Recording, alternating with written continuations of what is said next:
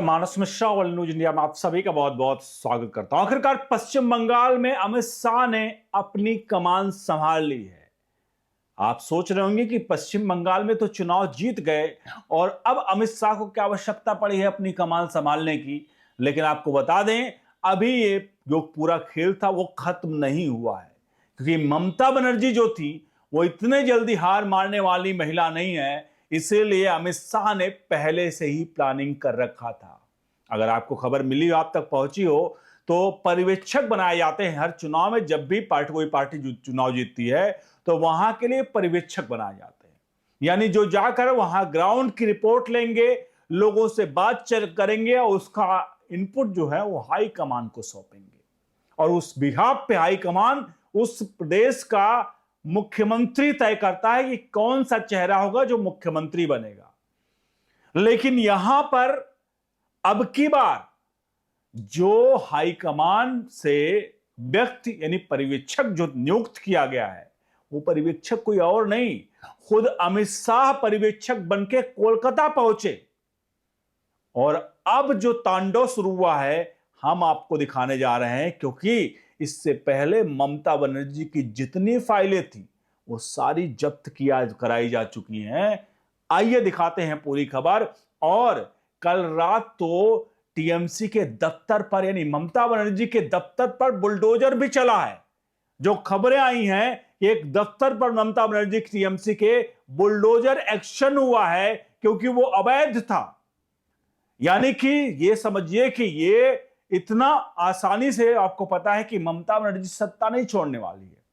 जैसा कि ममता बनर्जी पहले कह चुकी हैं कि मैं इस्तीफा नहीं दूंगी, और इस्तीफा ना देने का कारण बता रही हैं कि 100 सीटें धांधली करके जीती गई है, इसलिए वो इस्तीफा नहीं देंगी। चलिए आपको बताते हैं पूरा घटनाक्रम और आपसे अनुरोध करेंगे, आपको क्या लगता है कि अमित शाह इतने आसानी से ममता बनर्जी को छोड़ देंगे? जो ममता बनर्जी कह रही हैं कि वो इस्तीफा नहीं देंगी। दिखाते हैं पूरी खबर। आपसे अनुरोध है, वीडियो के कमेंट बॉक्स में अपनी राय प्रतिक्रिया जरूर दीजिएगा। और अमित शाह के पर्यवेक्षक बनने के पीछे क्या असली खेल, जरा आप भी सोचकर बताइएगा। फिलहाल तो मैं आपको इस खबर में दिखाने ही जा रहा हूं, बताने ही जा रहा हूं कि आखिरकार क्या है पूरा का पूरा वाकया। तो शुरुआत करते हैं।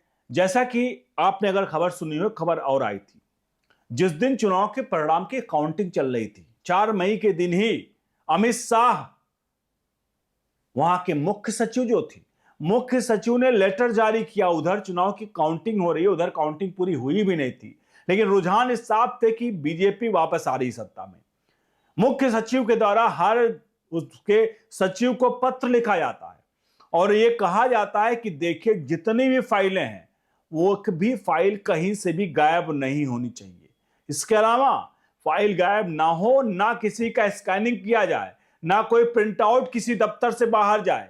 अगर किसी भी प्रकार का प्रिंट आउट, किसी प्रकार का जो है स्कैनिंग या किसी प्रकार का अगर आग लगती है तो उसके जिम्मेदार वहां के सचिव होंगे। यह मुख्य सचिव के द्वारा पत्र 4 मई को ही लिख दिया गया था। यानी संदेश साफ था कि जितने भी घोटाले, जितने भी कटबाजी, तोलेबाजी जितनी हुई हैं, उन सब पर अमित शाह मूड में थे एक्शन लेने के लिए।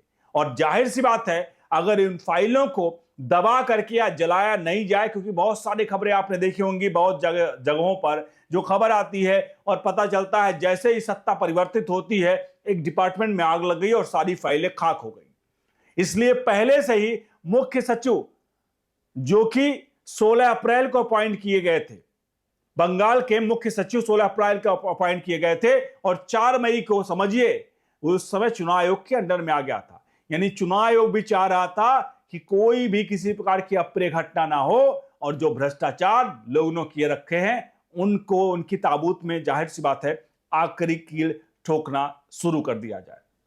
तो ये अभी तक का खेल था। और अमित शाह अगर पर्यवेक्षक बनकर वहां पर पहुंचे, आप समझ रहे अमित शाह के पर्यवेक्षक बनने का मतलब, आपको क्या लगता है? अमित शाह को जो 15 दिन वहां रहकर आए हैं, थोड़ा सोचिएगा, जो व्यक्ति 15 दिन, वो भी अमित शाह चाणक्य नीतिकार, क्या क्या उनको कहा जाता है, 15 दिन बंगाल की धरती पर रहकर आए हैं। उनको यह जानने की आवश्यकता है कि वहां जनता की पसंद क्या है, कि मुख्यमंत्री कौन होगा। आपको लगता है मुख्यमंत्री बनने के लिए गए हैं क्या? जब तक शपथ ग्रहण नहीं होता, तब से पहले, उससे पहले अमित शाह वो सारा कुछ करेंगे जिससे सारा सेटल करके जाएंगे। यानी कि ममता बनर्जी जो अपने आप को मतलब शेरनी समझती हैं, शायद अमित शाह के सामने वो बौनी पड़ जाएंगे। इसीलिए अमित शाह परिवीक्षक बनकर आए हैं कि जितनी फाइलें हैं उन फाइलों के साक्ष्य सबूत सब कुछ, सबका बंडल बना करके गृह मंत्रालय जाएगा और ईडी सीबीआई एक्शन में आएगी।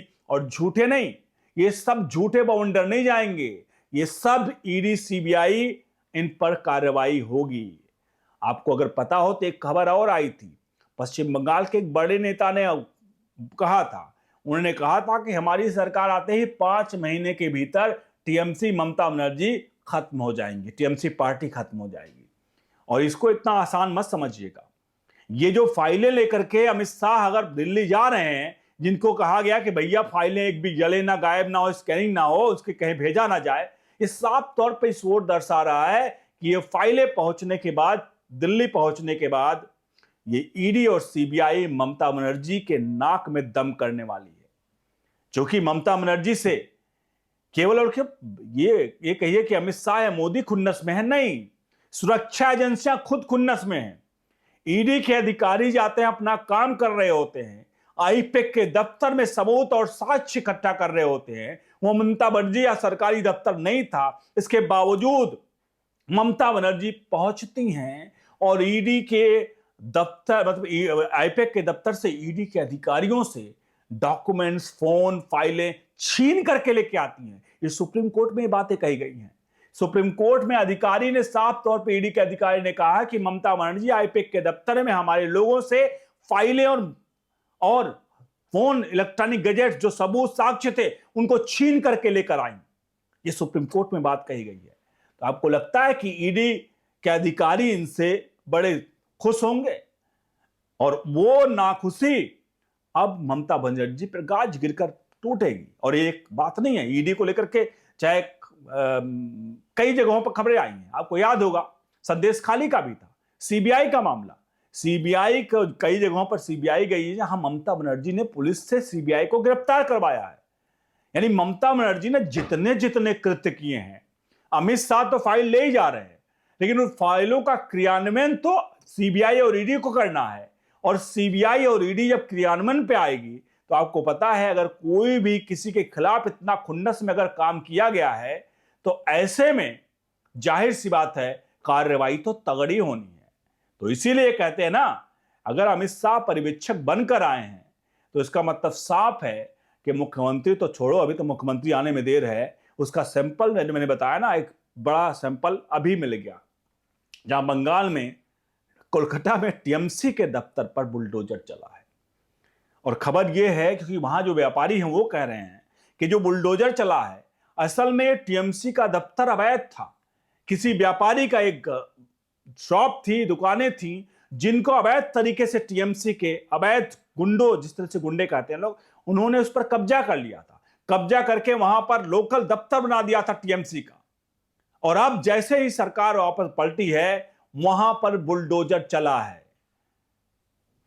महुआ मित्रा से लेके ओब्रायन तक जितने भी टीएमसी के नेता हैं वो बिलबिलाए हुए हैं।